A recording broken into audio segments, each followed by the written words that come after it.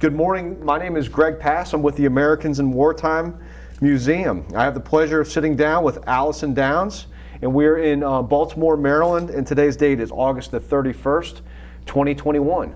Sir, can you tell me your full name, please, and where you were born? Allison Gerard, spelled, well, should I spell him? That's okay. No problem. Allison Gerard Downs, born in Osaka, Japan, 1924. Was there something? No, that's it. So what about military veterans? Do you have any other military veterans in your family? I'm the only one that I know of. Okay. And your father, what did your father do for a living when you were young? My father was a missionary. Okay. And that's why you were in Japan? Yeah, that's right. That's Outstanding. Right. Okay, well, let's fast forward a few years from your birth. Do you remember hearing about what happened at Pearl Harbor? Oh my, yes. What do you remember from that? Well, I remember wondering what was going to happen next, because presumably it meant that my country was at war with the country where I was living, and that made me uncomfortable. So you were actually in Japan at the time? Yes, I was in Japan. Wow. Okay, so walk us through that. How did you? How did I happen to be in Japan? Yeah, how did you happen to be in Japan? You say your father was a missionary, and then how did you get back to the United States? My father was a missionary. What was your question? So in 1941, you were living in Japan, correct? Yes, that's right. And how did you end up getting back to the United States? Oh, there, let's see. We had to say goodbye to my father because he was remaining in Japan, but my mother and my younger sister and brother, there were three of us, returned to the United States. Interestingly, it was aboard a Japanese ship, but apparently in those days there wasn't any problem. At least we didn't have any problem. We stopped in Honolulu on our way back, and then, let me see, I was living with my mother and my younger brother and sister in Auburndale, Massachusetts. Auburndale is one of the Newtons. There's a suburb of Boston called Newton, and there are lots of neighborhoods in Newton. And I was a student at Newton High School. Where you want me to just keep going? Yes, please. Story of my life. So I'm a student at Newton High School. The war begins. I am either drafted, I don't think that's correct. I think I had volunteered and had become a reservist. That was the word. I was in the United States Marine Corps Reserve, and I was called into service at Quantico, Virginia. And what type of training did you go through in Quantico? Well, it was normal boot camp, extremely unpleasant. A lot of military people chosen because of their brutality, or so it seemed to us at the time. And we always used to say, once you have been through boot camp, combat is nothing, which is true. Boot camp is purposely made extremely unpleasant. And at this point, you were a commissioned officer, correct? Yes, but it is one of those deals where in order to get you in the service and free from the draft, you were in effect a commissioned officer before you had any idea what you were supposed to be doing. Uh-huh. So we were as green as grass, and we learned fast enough. And what we learned was how to take care of yourself in rough country. Mm-hmm. I remember the place where we learned to creep around and stuff was noted for its copperhead snakes, which we did not care for. So what was your military occupational specialty after you got through boot camp? I can spell it out. BSL parenthesis JAP. And the B stood for volunteer, S for specialist, L for Jap for language. So I was a specialist in language training, and the language in which I was alleged to be expert was Japanese. So I'm going to make the assumption, growing up in Japan, you were fluent in Japan before the war even started. Yes, indeed. That's perfectly true. I was, as I would have, if you had asked me, I would have said I'm more comfortable in Japanese than I was in English, because all my playmates were Japanese, and I didn't see my parents very much, so that to me, as a child, English was kind of a foreign language. What I naturally spoke was Japanese. And this, as you can imagine, made me extremely valuable once I was in the service, because I was able to sit down with Japanese prisoners and put them at ease because I spoke their language right away. So let's back up. I mean, what an unusual circumstance to be living in Japan, and so I understand it correctly. You were living in Japan in 1941 when the attack occurred, and did the Japanese government interfere at all when you wanted to go back to the United States? Or oh my, yes, I wouldn't say we were under guard, but it was clear that we were a special case. Our two countries were at war, and the idea was to get my mother and my brother and sister out of there as quickly as we could. For some reason, my father was remaining. I think it may have been because he had some sort of undercover arrangement with the military, so that he didn't wear a uniform, he didn't look as if he was military, but he had connections with high-ranking American and Japanese officers. He was, in some sense, a link between the Japanese military and the U.S. Marines, who were then in charge of me and my mother and brother and sister. Gotcha. So where in Japan did you live? Always in Tokyo, and what's the word? Environs. Okay. Different parts of Tokyo. Okay. So when you got back to the United States, how long did it take before you transitioned into military service? It was a matter of months, less than a year. I couldn't be any more specific than that. And do you recall when you got back to the United States? I assume it would have been early 1942? Oh, yes, of course. Okay. Okay, so now that so basically you're a linguist, is that right? Yes. Okay. As I remember it, after my name, it would go VSL JAP. The V stood for volunteer,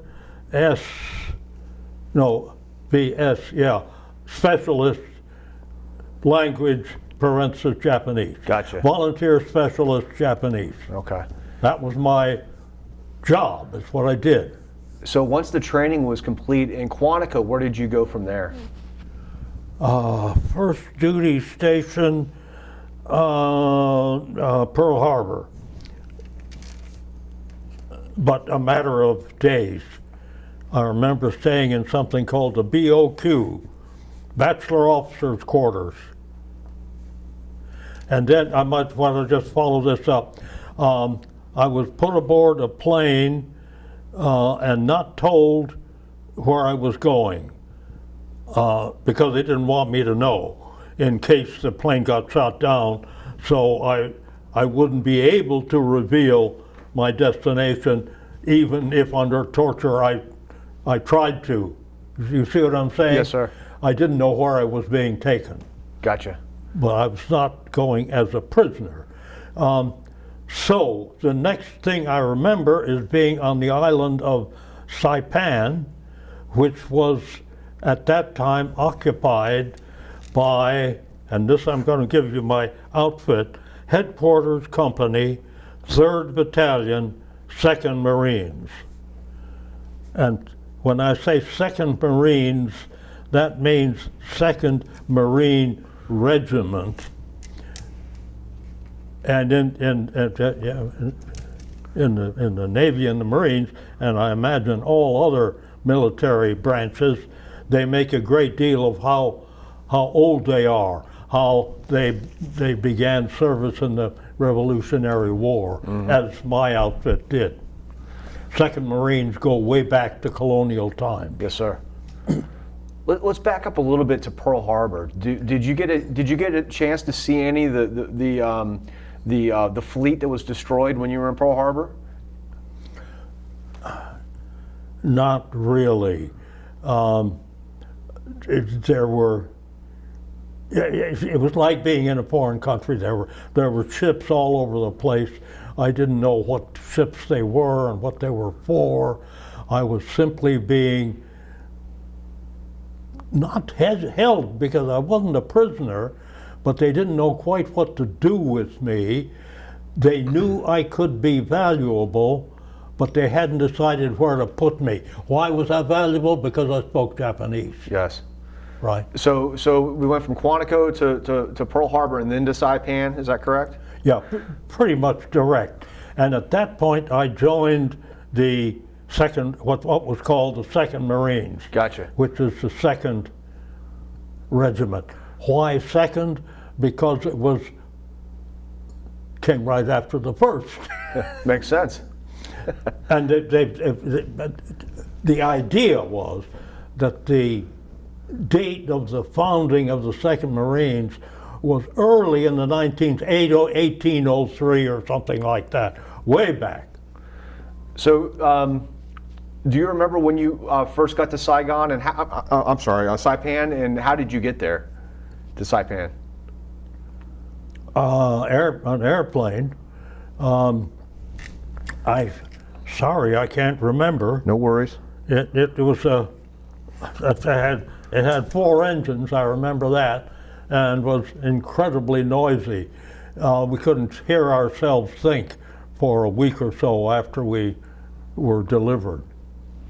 And I was taken by air from Pearl Harbor to an undisclosed location, which later turned out to be the island of Saipan. So describe what Saipan was like. Do you remember what, hot, humid, was it rainy? No do you remember? house, tents. And I don't remember anything much except that I was in a kind of a little office, and my job was to interview Japanese prisoners one after the other. And what was that experience like? Well, in a way, it was really kind of boring. Just what's your name? Where do you come from? What part of Tokyo did you grow up in? Do you remember any military people? And what about the transportation? In other words, they wanted to get as much information as they could about what daily life was like in Japan. Why they had this particular interest, I really don't know. I assume that it was quite easy for you to develop a rapport with some of these soldiers, considering that you had lived there yourself. Oh, yes, yes. I was headquarters company, 3rd Battalion, 2nd Marines. That's my outfit. When you did these interviews, was there another interrogator in the room, or was it just you and the Japanese soldier? Usually there was somebody else just making notes. Sometimes I had to make notes by myself. We were short of personnel. Gotcha. So how long did you have that assignment? It was a matter of months, but not more than a year. I think I'd put it that way. Perhaps as much as 6 months, but I don't think so. More like 2 or 3. And I'm trying to get the time frame here. Are we looking at the end of 1942, or was this in 1943? Yeah.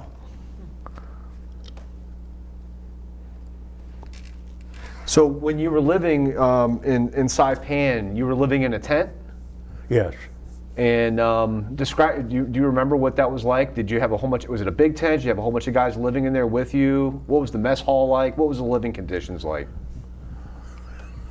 Kind of grim, but perfectly livable. It was okay. How did you communicate with your family? Oh, I didn't. For some reason, which I never fully understood, I was under highly restrictive orders to communicate with no one, especially to reveal anything like my connection. And what they were worried about was that with my knowledge of Japanese, they were concerned that if I should happen to be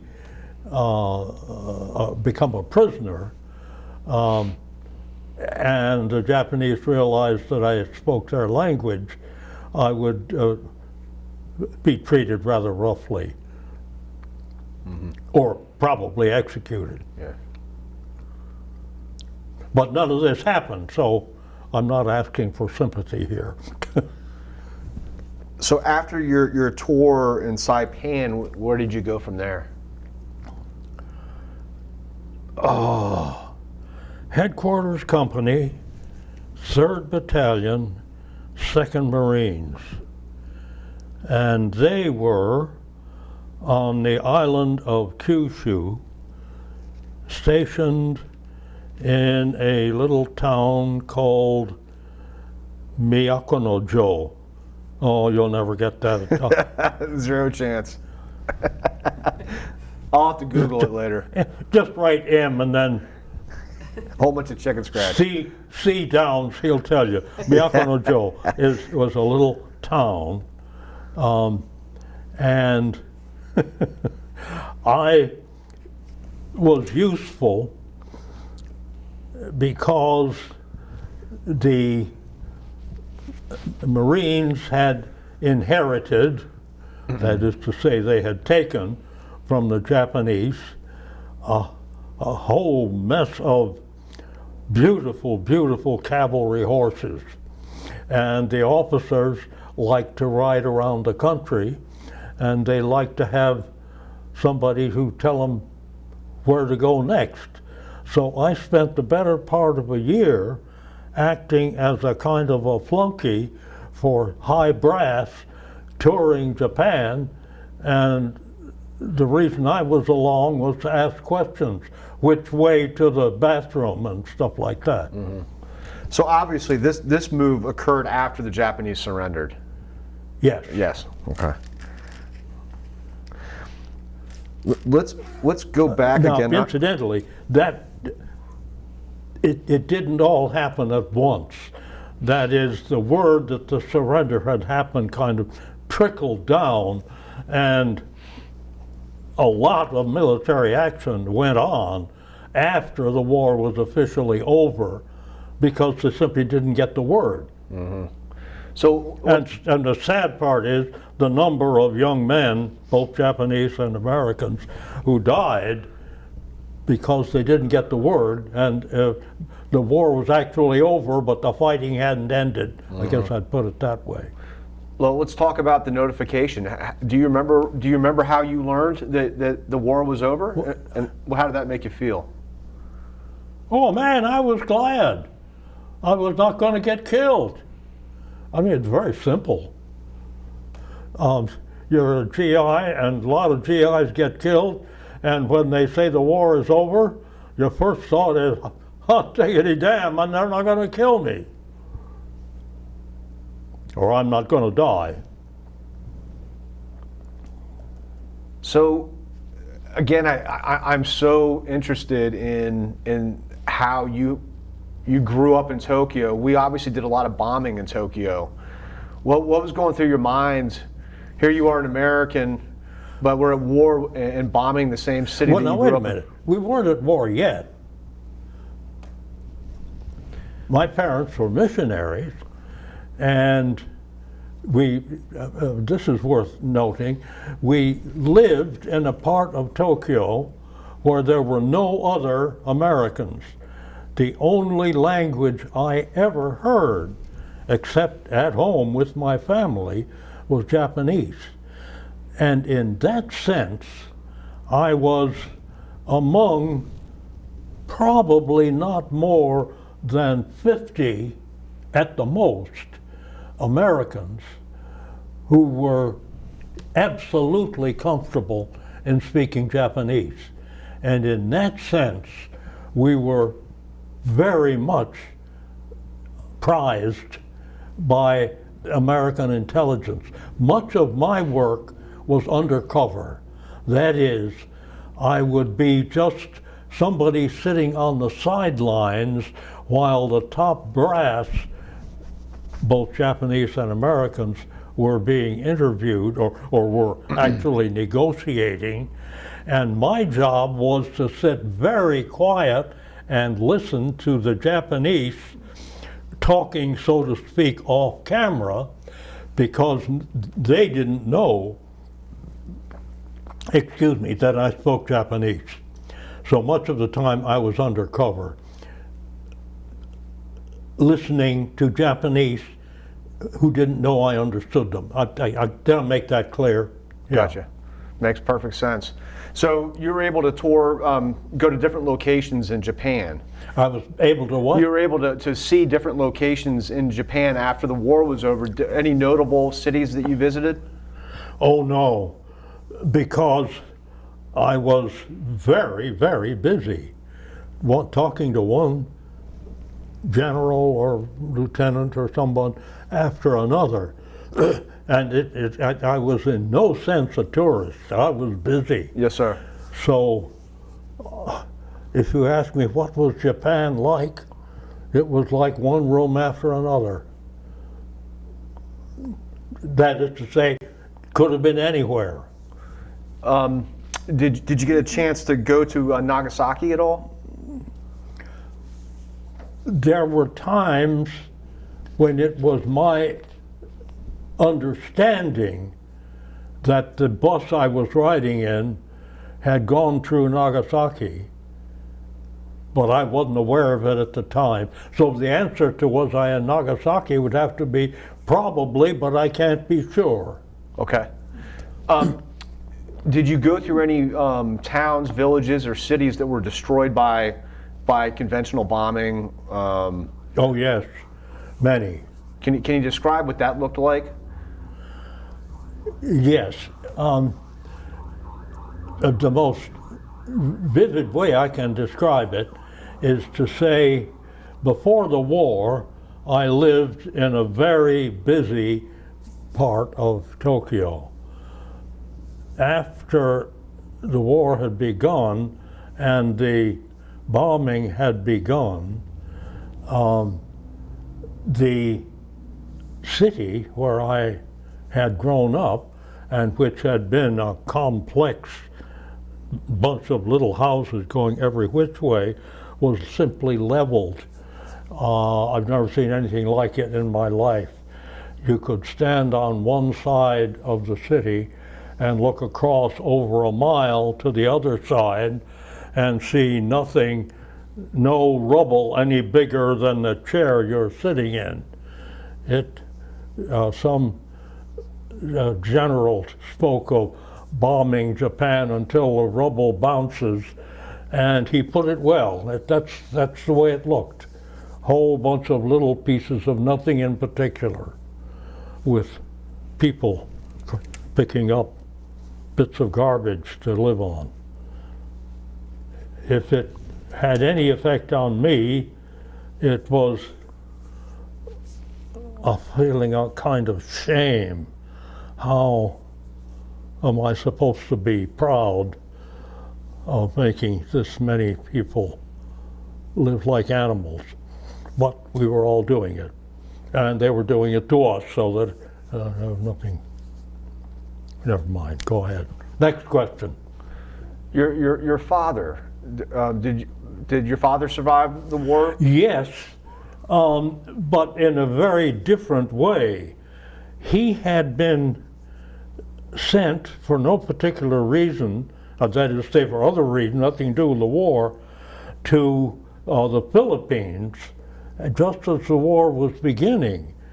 And he spent nearly all of the war living among native residents of the Philippine Islands, so shut away from the war that he didn't even know it was being fought. He was just suspended in time. And he would tell us that. He'd say, I lived for 3 years, I didn't know where I was, and I didn't get to talk to very many people.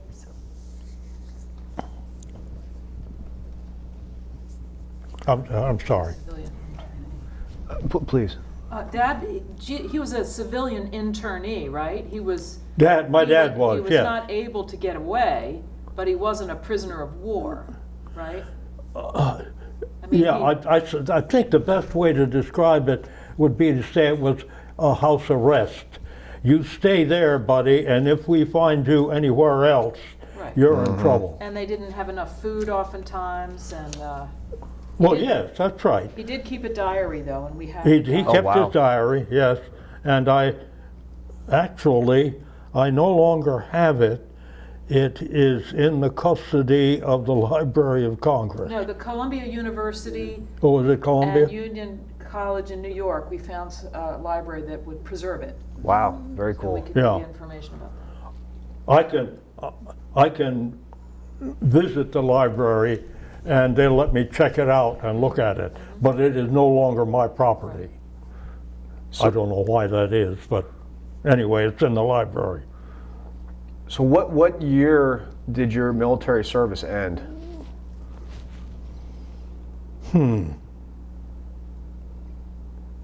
I don't know. I can't remember. Was it shortly after the war, or did you have a yes. career in the military after? Yes, but the point is, I remained in the active reserve for a number of years, and that's what I can't remember. 3, maybe, possibly as many as 5. And at the time of your discharge, you were a captain. Is that correct, in 03? Yes, but remember, captain in the Navy is not the same as captain in the Marines. Correct. Marine ranks are parallel with U.S. Army ranks, not Navy. Yes, sir. Yes, sir. Captain in the Navy is like a colonel in the Army. When you think about your time of service in World War II, are there any particular memories that stand out from others?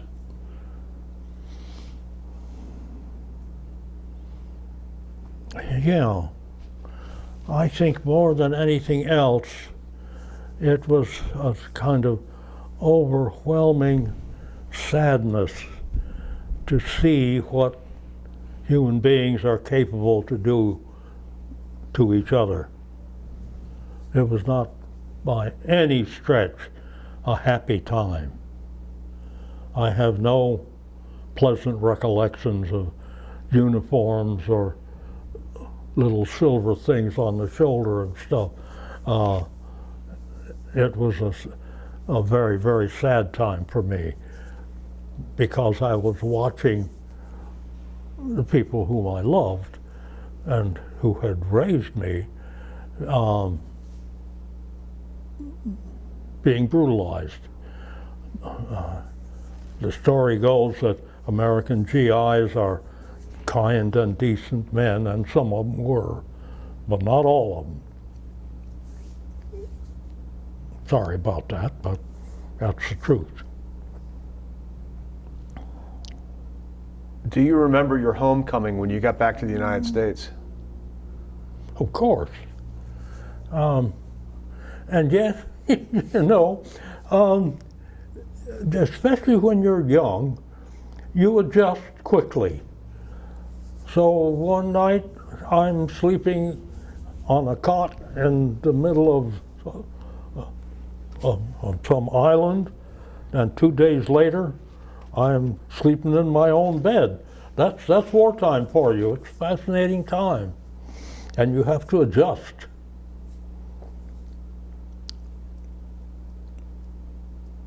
Do you remember when you got to see your mother again for the first time? Yes, of course. It was very nice.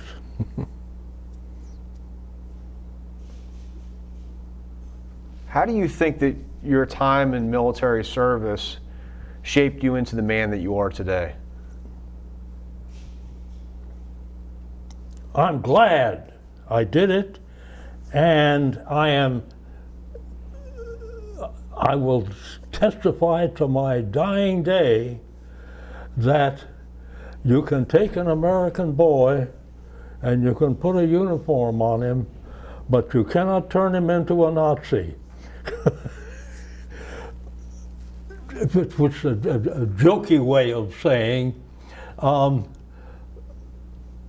Americans are not good at military service.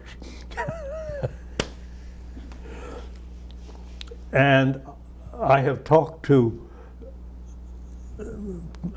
Englishmen particularly who say they can't believe how American privates talk to colonels as if they were both human beings.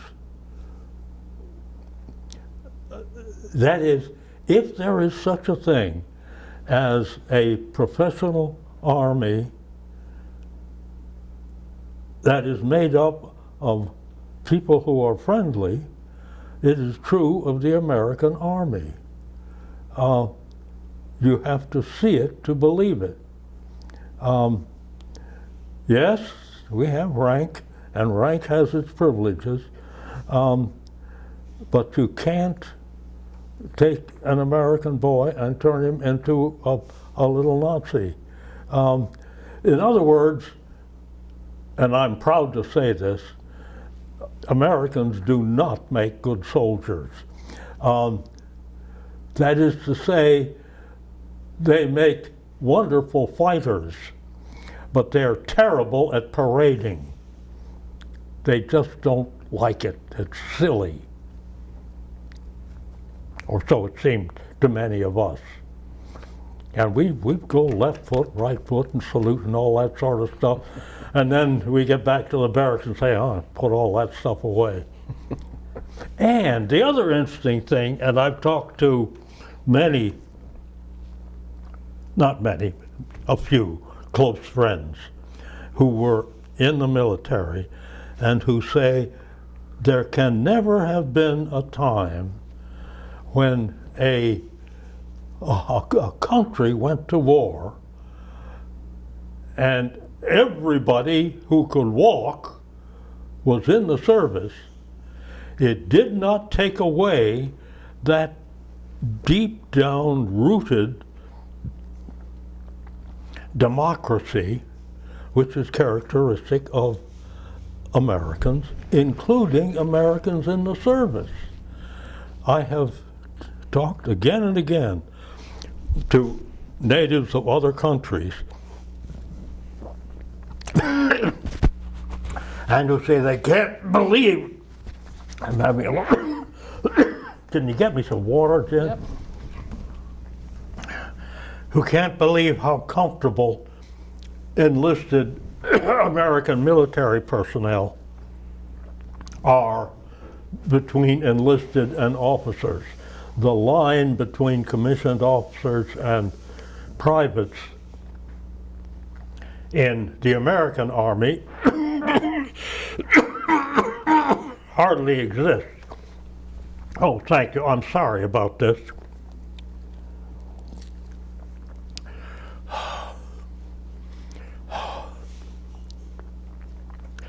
Okay, keep going. I'm done. You okay? Maybe you're finished. I don't know. I have the feeling I've said about everything I ever knew. Are you feeling okay? Oh, I'm Okay. all right. Yeah, I just have a couple more questions, and then we can start wrapping it up. So we're going to give you a copy of this video. We're also going to give you instructions on how you can place this video in the Library of Congress. So theoretically, one of your great-great-great-great-great-great-grandkids might stumble upon the video. Oh, that's nice. What message do you want them to know about your service to your country? It was a gas. I had a wonderful time. I'm proud of it. I'm glad I did it. And I met some wonderful, wonderful people. And pardon my language, the percentage of assholes in the American military is very low. I love that. That should be on a bumper sticker.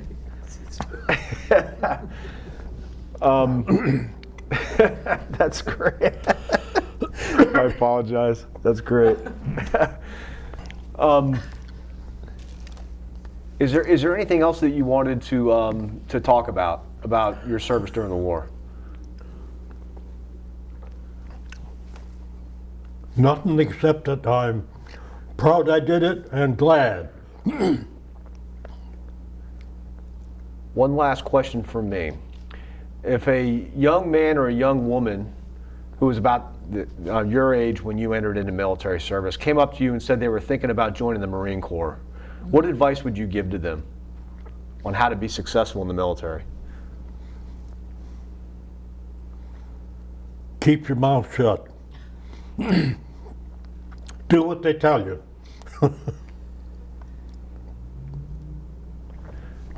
What do you got? One more. Anything else? Who, Keep your- me? No? Yeah, keep your mouth shut, do what they tell you. Anything else? Oh.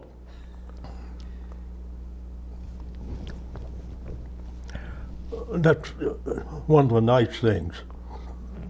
You get, sorry, I'm having, That's okay. no, that's not going to help. Okay. That's I forget what I was saying. Doesn't matter. You have any questions for me? I just appreciate hearing all this from you. There were some things I hadn't heard before, so he's done a good job of asking me questions. Oh, thank you, Jan. That's Yeah, nice. So it's really nice for you to take the time to think back to those years so long ago and remember how it's impacted your life. So appreciate it. For the record, we have Jennifer Downs, which is his daughter, that's sitting to my left, that's helping out with this interview. So thank you for being here. Yeah. Do you have anything? Jerry, except to say thank you for all you did and for sharing it with us. Can you just give us a sentence or two of what you did in your career following your military service? Just a little bit, because I know you went on to become a teacher, right? Mm-hmm. Can you tell us a little bit about that? You mean what it's like being a teacher? No, just after you went into the military, you became a teacher. How long did you teach? Oh, I see. Well, let me think back. I get out of the service and I find that I have in the bank X number of years of free education.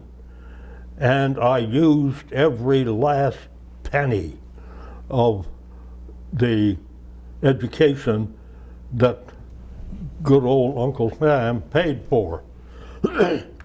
And I think if there is another country where being in the service meant that if you wanted, you could get a college degree thanks to the U.S. government, and I think that has a lot to do with the kind of country we turned out to be, which I happen to think is a pretty damn nice country. Pardon my language.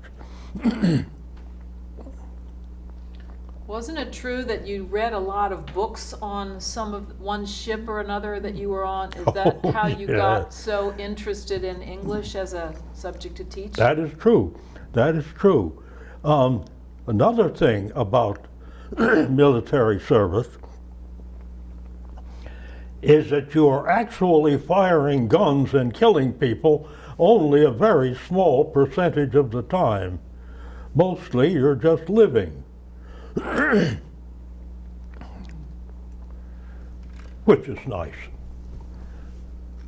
Well, I enjoyed it, every minute of it. Yeah. Well, not every minute, almost every.